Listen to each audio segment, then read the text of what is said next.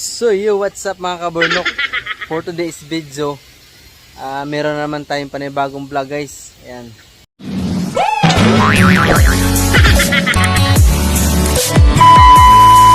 So yung gagawin natin ngayon guys ay ikakatings na naman natin yung ating mga philodendron. Ayan.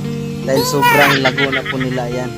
Ayan po yung mga philodendron natin, gigantom. Ayan po yung mga silom natin. Ayan. Ito yung mga Friends of Albert. Ayan. Ayan po yung mga cuttings natin. Dahil marami na po silang mga umahaba na po yung mga nila, yung mga puno. So kailangan natin siya i-cutting. Saka ngayon guys ay kasama natin si Burnok Ismail Jr. Ayan. Siya po yung mag-photographer sa atin ngayon guys. Ayan. So ngayon mag-start na tayo mag-cuttings guys. Dito muna tayo mag-una sa ating mga Friends of Albert philodendron. So ayan. So ngayon guys, ito yung uunahin natin guys, itong Friends of Albert. So ayan. Lapit mo dito. Ayan, marami na po siyang ugat. Ayan. So pwede na po natin siya i-cuttings dito guys. Dito. Ayan kasi pwede na. So ayan guys, ito po yung i-cuttings natin ngayon. Ayan. So dati ay nagka-cuttings na po tayo dito. Ayan guys. Ito po yung kinatingan niya dati. So ngayon nagkakaroon siya ng suloy. So mahaba na. So kaka-cuttings na naman natin ito. Ayan. So cuttings tayo.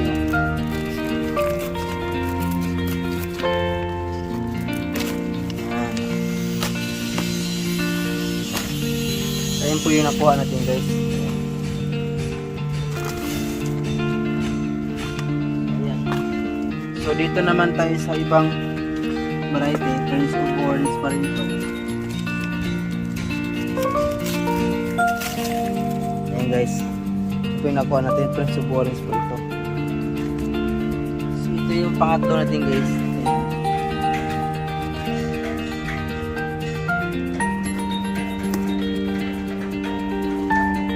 Ito yung pato natin guys. So hindi ko muna kinatings yung iba dahil meron tayong garden show sa November 29 guys dito sa Alabang Hills guys. Alabang Hills Village. Kaya i-prepare natin yung mga halaman natin na pwede natin i-live show doon sa event guys. Okay. So ito naman yung natin guys. Ito yung gigantong philodendron, saka ito yung Milolani. So ngayon, ayan, marami na po siyang ugat. So i-cuttings natin para magkaroon tayo ng propagation.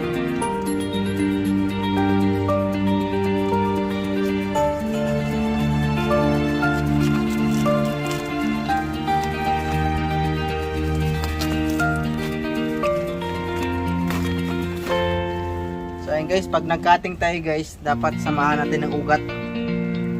Ayan, meron siyang ugat. So pag nagtanim tayo, ganyan lang natin yan. Pag nagtanim tayo, iikot lang natin yan sa puno nila bago natin siya ipa-upuin tanim. Pinagkatingan natin. Ayan. So ayan na guys, ito na po yung na-cuttings natin. Ayan. So yung meron tayong na cuttings na ito po ay Mexicanum po ito. Ayan. Ito po ay red emerald. Ito po ay gigantum philodendron. Ito po ay Friends of Albert. Ito Friends of Orange at saka Green Dragon at saka Choco Empress. Ayan. So ngayon guys ay ibababad muna natin to siya. Ayan. So ibababad muna natin siya ng 5 minutes. Ito po yung ating mga ito, ibababad muna natin sa gamot. Ayan. Ito po guys ay anaa po ito. Ayan. Yung nilalagay natin. Ayan o ba, napapasa po yung pangalan niya. So ayun, mabibili lang po to guys sa TikTok. Ayan. So yung kulay nito guys ay parang joy. Ayan guys. Kulay green. So ngayon, lalagyan natin siya ng tubig. So yung ginagamit pala namin na tubig guys ay ayan po guys, oh. Ayan po si Burnok Smile Jr. So yung ginagamit na tubig namin guys ay ulan siya. So hindi po kami gumagamit ng tubig sa Maynila dahil meron na po siyang mga chemical. So kailangan talaga ulan para organic din yung sisip-sip doon sa ating pinagkatingan. Ayan, para hindi po siya para absorb po. Ayan. So ayan, mag-start na tayo. So lalagyan natin ng tubig muna. Ayan. So ayan guys. Ayan, lagyan muna ni Burnok ng tubig. Ayan.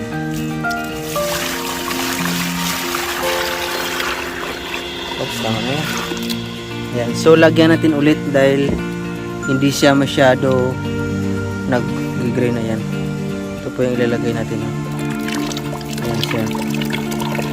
Ayan, nag-green po. Ayan, nag-green po yung tubig niya. Ayan, haluin natin. Ayan, so nag-green na po yung tubig niya guys.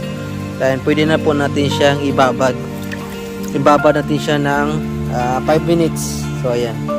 No?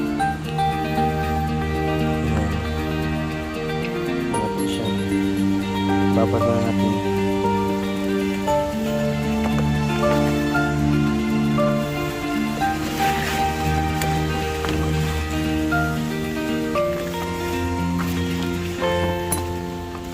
Bago. Uy, sayang. Shit. So ayan na guys. Ayan na po yung binabad natin. So hihintayin na lang natin yung 5 minutes guys. Ayan. So dito naman tayo sa ating garden soil guys. Ayan. Meron na po kaming gimix dito. Ayan. Ayan guys. Ayan. So meron po to siyang 4 po na mix. So naglalagay po kami dito ng mga balat na itlog guys. At saka yung sa kape, brood coffee, yan nilalagay namin dito. So meron kami nilalagay na coco cubes, rice hull, at saka coco pit. So ayan. At saka garden soil. Ayan. Para buhaghag po talaga siya guys. Ayan. Buhaghag siya. Para yung ugat nila hindi mahirapan po. Para po pag medyo natuyo yung lupa, hindi po siya matigas. Dahil marami po siyang mga mix. Ayan. So ayan. So ito naman yung mga paso natin pagkataniman. Ayan siya. So ayan, hihintayin na lang natin yung meron na lang 3 minutes lang. Ayan, hihintayin natin. And meron din tayong iripat dito na ito po guys ay nabili ko ng talagang 800 po ito. Ito po ay Red Sun. Ayan. Red Sun. So guys, so parang di ko maintindihan ilang klase. Parang dito siya nagmula sa red, tapos nagiging orange, nagiging white, nagiging green. Ayan. Ayan na siya. Ayan na po yung kulay niya. So ayan. So hintayin muna natin yung 5 minutes. Ayan. So ito po yung red sun natin guys. Ay dito po natin tatanim. Ayan. Kasi i-display natin yan eh.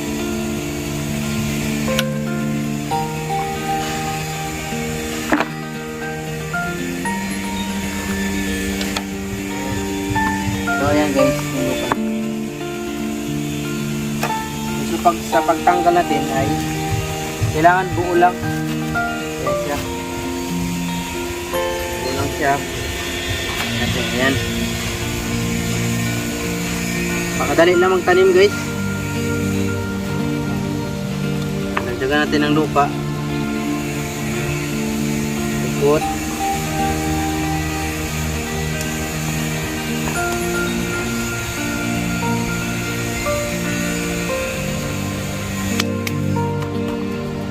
Guys, okay na.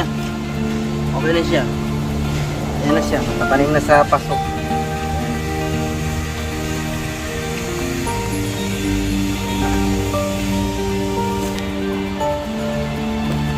So ayan guys. 5 minutes na po siya nababad. So, pwede na natin to siyang itanim. So, yung uunahin natin ay itong malaki. Itong gigantom, ayan. So, dito natin siya itanim.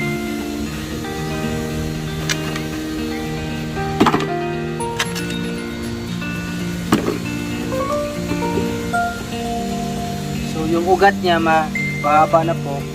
So, iikot lang natin sa katawan niya. Ganyan lang natin. Bago natin siya dito.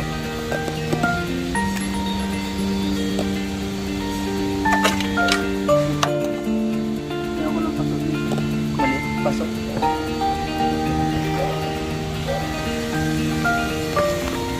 Lupa.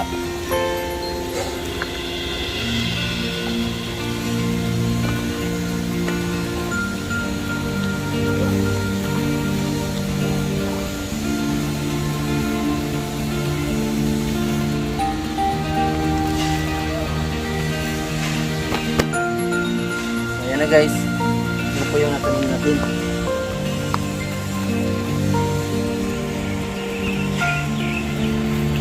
Yung pangalawa natin, ito po guys. Ayan. Ito ring gigantom din ulit.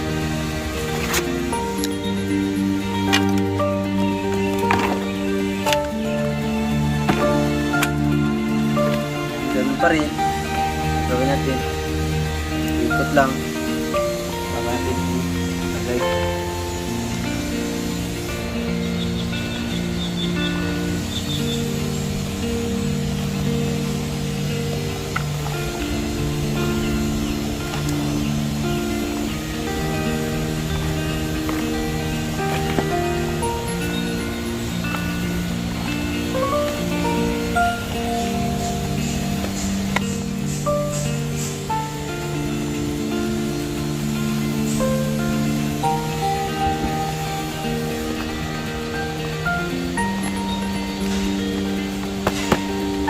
Guys, ito yung pangalawa natin. So, ito yung next natin guys. Itong Friends of Orange at saka Friends of Albert. Ayan. Ito yung Friends of Albert. So, ilagay na natin. Dito yan. Itong isa. Dito. Ito. Yan. Ito. Yan. Atik. Start na tayo. Uy. Pala natin butasan to. So guys, dapat pag nagtanim pala tayo, dapat kailangan may butas dito. Para yung tubig mabilis mag-drain.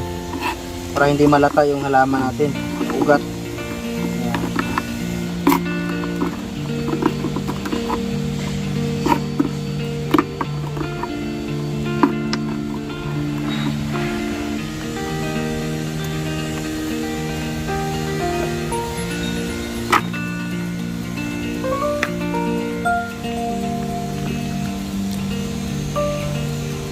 Guys, so dito natin siya tanim. Bawa natin konti. Lagyan ulit ng mix garden soil.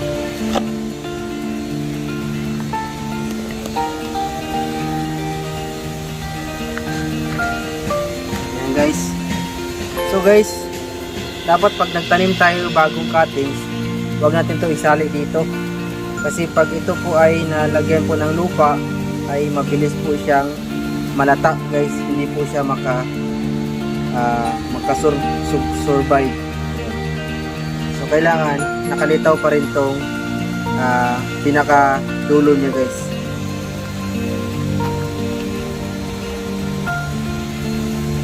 Next natin, ito pa rin.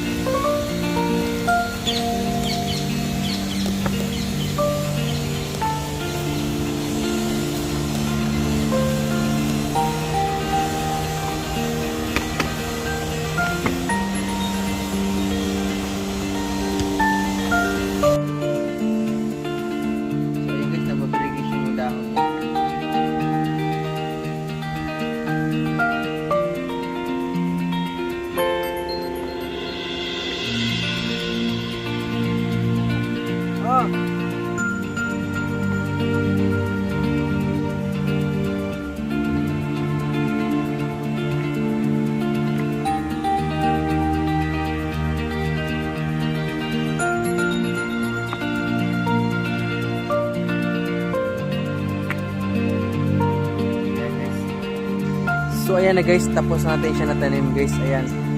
So ito po yung natanim natin ngayon. Ayan. Yan po natin yung natanim natin ngayon. Ayan. So ayan guys, ang ganda nila guys. Ayan. Yung natanim natin ngayon. So ngayon yung gagawin natin ay ito po yung pinagbabarang natin guys. Ayan. Ito po ay ididilig natin dyan sa kanilang mga puno. So ayan. Go! Okay, bigyan natin sila.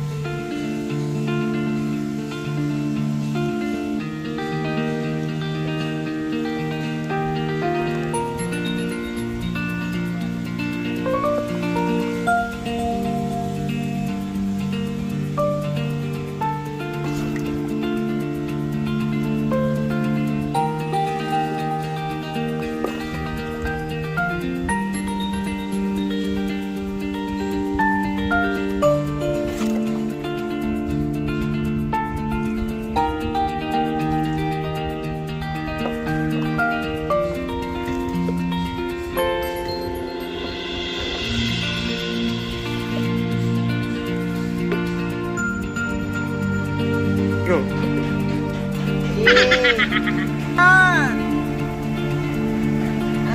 So ayan guys, tapos na natin sila na diligan yung mga bagong tanim natin.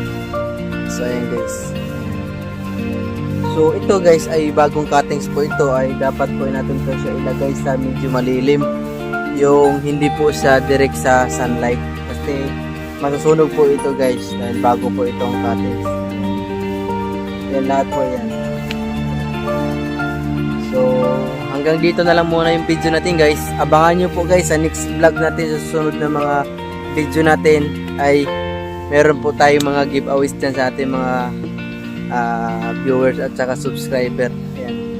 So meron po tayong pamimigay. Hindi naman ganun kadami pero yan, meron tayo. So ayan guys. So hanggang dito na lang muna yung video natin. Ayan guys, maraming salamat. What's up mga kaburnok?